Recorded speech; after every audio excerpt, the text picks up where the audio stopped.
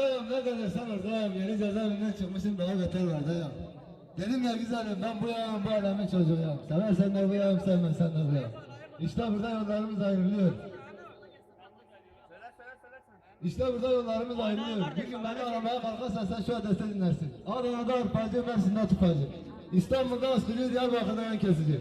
Eğer bu adresi bulamadın mı? Adana Kinemi Tane Mahallesi, Eserkeşler Caddesi. Evlenme Sokak, Sarkoslar Apartmanı.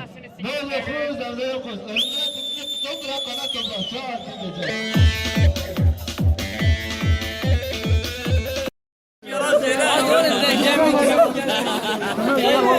Sana ben söyleyeceğim mi?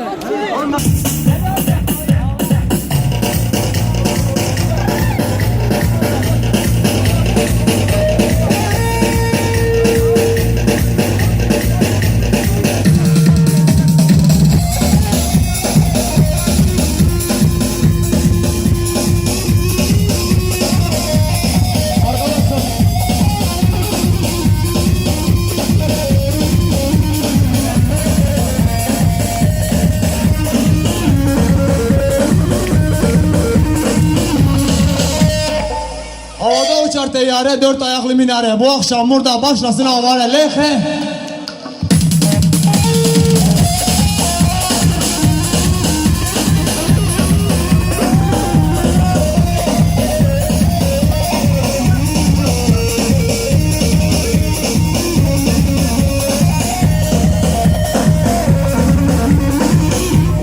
Sarı Hamzalı gerilmiş Saçan sokaklarına henüz kalem tutmayı bilmezken aşk için ölmeyi, dost için öldürmeyi, mermi sıkmayı öğrendik. Şimdi diyeceksiniz ki bunlar sevmekten anlar.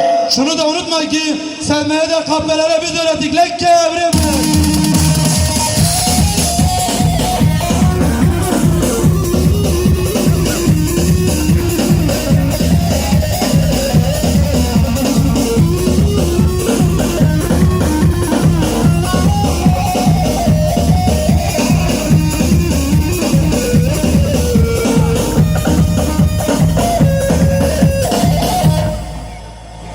Hey güzelim hey, sen oturmuş deniz kenarında denize bakan, yakasız gömleğine kravat takan.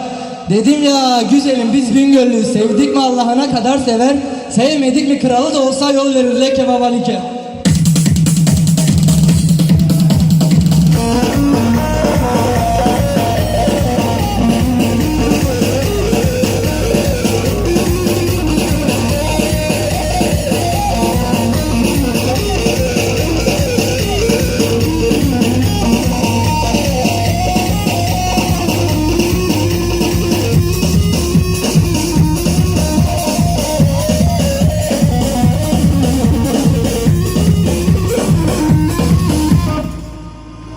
Düşme, düştün mü bağımsızlığını ilan eder dostlarım. Görüş günlerin yasaklanır. Gelenin gidenin olmaz, bayram eder düşmanların. Düşme. Düşünce bütün düşüncelerin değişir hayata dair. Dostluk, arkadaşlık, aşk yeniden şekillenir beyninde. Düşme. Hayatın ve dostların vefasızlığını görünce yaralanır duyguların ellerinden. Düşme.